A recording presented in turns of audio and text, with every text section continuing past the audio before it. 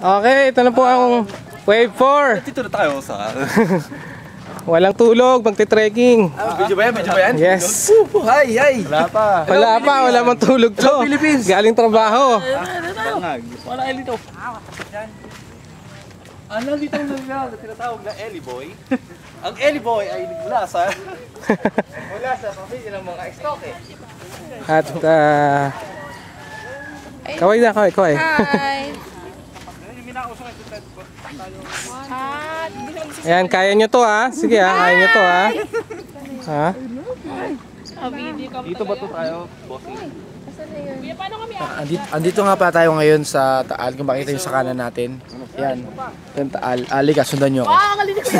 Sundan nyo ako dito. Makita nyo dito ang Taalahiban. Ayun si Boss Rain. Sundan nyo pa ako. Focus natin si Boss Rainy. Yeah. Pag-trekking today. So, bago tayo pumunta sa Bulkan, konting reminders lang.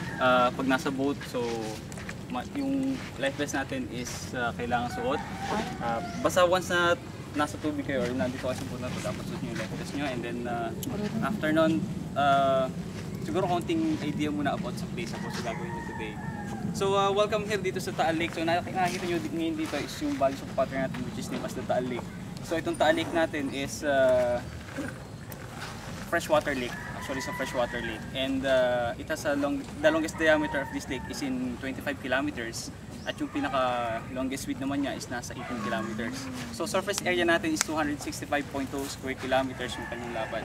So this part is considered as the northern part ng Taal Lake, kung saan ang pinakamalalim na part dito is nasa 100 meters deep, but yung pinakamalalim na point ng Taal Lake natin is nasa 172 meters deep, that's like in the southern part naman.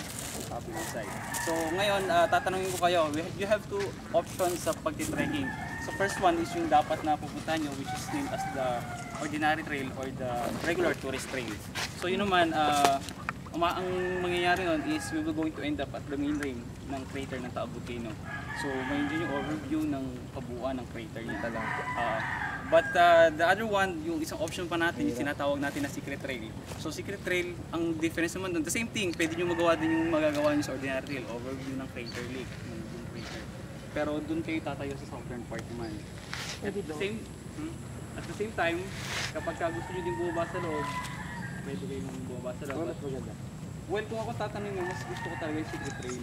Kasi pwede nyo ma-feel yung temperature. Mas extreme yun. Maganda yun. Kasi kapag dito sa ordinary trail, actually yung secret trail natin, yung pinaka-shortest trail papunta sa rim. So siguro mga 1.5 or more than 1 kilometers lang. Ito naman kasi sa dito sa part ito sa harap, sa ordinary trail, medyo aabutin siya ng 45 minutes, more or less 45 minutes ng paglalakad. Hindi ito talaga yun. So yun, isa pa, idea about Taal Volcano. Diba? So when we talk about Taal Volcano, usually, especially para doon sa mga unang tao pa lang na pumunta dito, unang guest na pumunta dito sa place na to, they always pointing that part ng island as yung main crater natin. Gawa sa formation niya. Kahit sa bagong 50 peso bill, di ba? Taal Lake, Taal Volcano. So ito yung picture nila. Kasi even from Tagaytay, it is not possible to see the main crater ng Taal Volcano. Ang main crater talaga ng Taal Volcano natin is actually lies somewhere in the middle. So the only way to see the main crater itself is kung magte-trekking kayo or kung sasakay kayo ng helicopter or something na pwede siyang tingnan sa taas. So yun yun.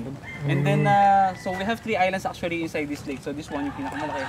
Yung tinatawag natin na Taal Volcano Island. Tapos meron pa tayo dito sa gitna, yung parang pagong na yan. So yun yung tinatawag natin na Bubuin Island. So meron pang isa after nun. Ito yung Asan ko yung pagong? Ito nasa gitna to. Parang Yung kahoy na yun. Yung kahoy na yun. So ito sa gitna to. Ito yung Bubuin Island. Tapos after nun, meron pa uling isa, which was named as the Napayon Island. Babuyan Island. Napayon isa. Hindi yung isa. Isa Bubuin. Bubuin. So the most interesting part sa tatlong island na yan lies here dito sa Taal Volcano Island, which has an area of about 23 square kilometers. Actually, maraming residente na nakatira dyan. More than 3,000 residents na dyan. And ever since this place became a tourist spot, so considering yung tourism is the major source of income ng tao dyan. But still, Bubuin? Well, dinatnan ko na rin yung Bubuin na yun eh.